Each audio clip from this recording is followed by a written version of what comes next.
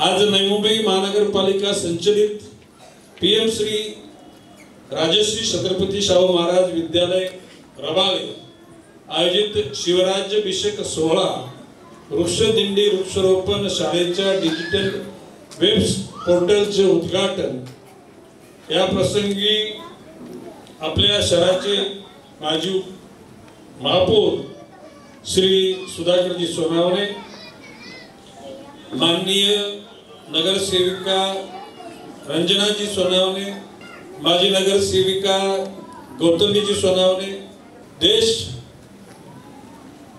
मजबूतीकडे चाललेला माझा कटाक्ष होता ज्याला मी सांगितलं की इंग्रजी माध्यमातून आपल्या गोरगरीब रहिवाशांच्या मुलाला शिक्षण मिळालं पाहिजे, त्याला बहाणे करायची की इंग्रजी माध्यम सुरू केलं तर शासकीय जी काय अनुदान आहे ते मिळणार नाही।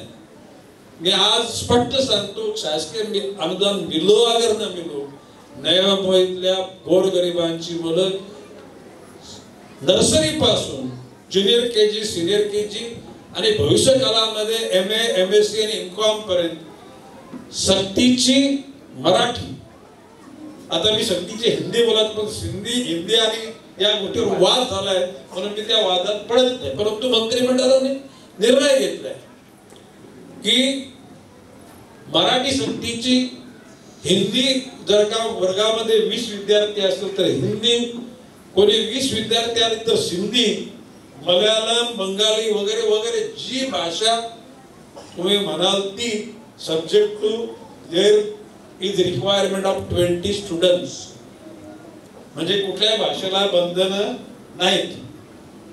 आणि ती राज्य शासनाची जी भूमिका आहे ती भूमिका नवी मुंबईमध्ये आपण स्वीकारलेली।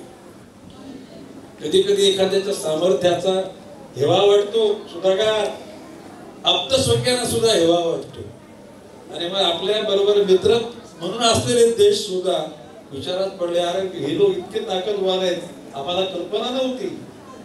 भविष्यकाल आपला आहे, देश उज्ज्वल होईल, देश प्रतिभावान होईल, गतिमान होईल, प्रकाशवान होईल, आणि त्याकरता गरज आहे सुधाकर सोनवणे जशा खऱ्या समाजसेवकाची।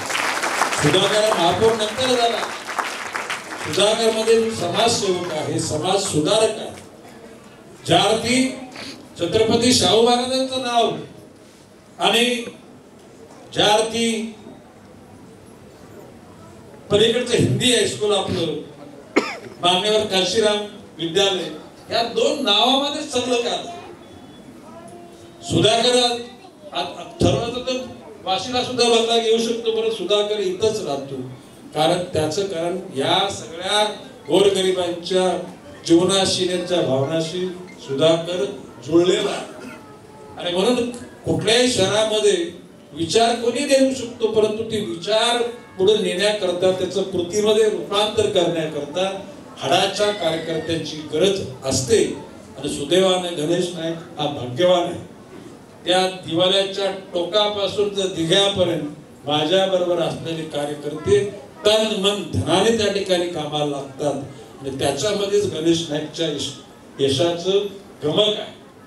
भविष्य काळामध्ये जी ज्या विद्यार्थ्यांना, आणि ते एकी विद्यार्थी नाही सगळ्या विद्यार्थ्यांनीच, म्हणजे मी बोलतो की म्हणजे आता आपल्या राज्याच्या मुख्य सचिव सोनिक मॅडम महिला, पोलीस IG महिला, आमच्या वनबल प्रमुख म्हणजे फॉरेस्टच्या इन्चार्ज महिला, म्हणजे आता खरं महिला राज म्हणजे जोरदार सुरू झालेलं आहे, आणि ते गरजेचं आहे।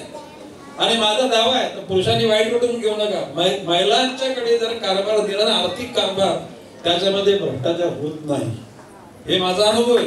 अतिशय सचोटीनं प्रामाणिकपणानं ते धन परक्यांचं धन आहे, त्या धन फक्त आपण विश्वस्त आहोत। आणि म्हणून भविष्य काळामध्ये अन्य शहरांमध्ये तुम्ही तुलना करा, या शहरामध्ये स्टँडिंग कमिटीचं महिलांना सभापती देण्याचं धैर्य गणेश नाईकने दाखवलं। पहिली नेत्रा शिर्के झाली, दुसरी शुभांगी पाटील झाली, अन्य कुठल्या शहरामध्ये महिलेला स्टँडिंग कमिटीचे चेअरमन पद दिलंय का तुम्ही जरा तपासून बघा. सुधाकर नाही, कुठे नाही. तो प्रयोग आम्ही केला नाही, भविष्यकाळात तो प्रयोग करीत राहणार नाही. 5 वर्षामध्ये 1-2 वेळा महिलांना स्टँडिंग कमिटीचे चेअरमन पद कसं मिळेल या गोष्टीचा मी बंदोबस्त करेन. एकूणच डिजिटल शाळा केली, वेब पोर्टल केलं, म्हणजे मुलगा शाळेत गेला की नाही गेले वडिलांना मोबाईलवर समजेल. मुलगा म्हणजे हायस्कूल मध्ये गेला, इथून येताना म्हणजे मॉल मध्ये जायचा आता धंदा बंद झाला. काय गुरुजी पुढे गेले, पोर्टल उभी करणारे गुरुजी पुढे गेले, बरोबर आहे ना.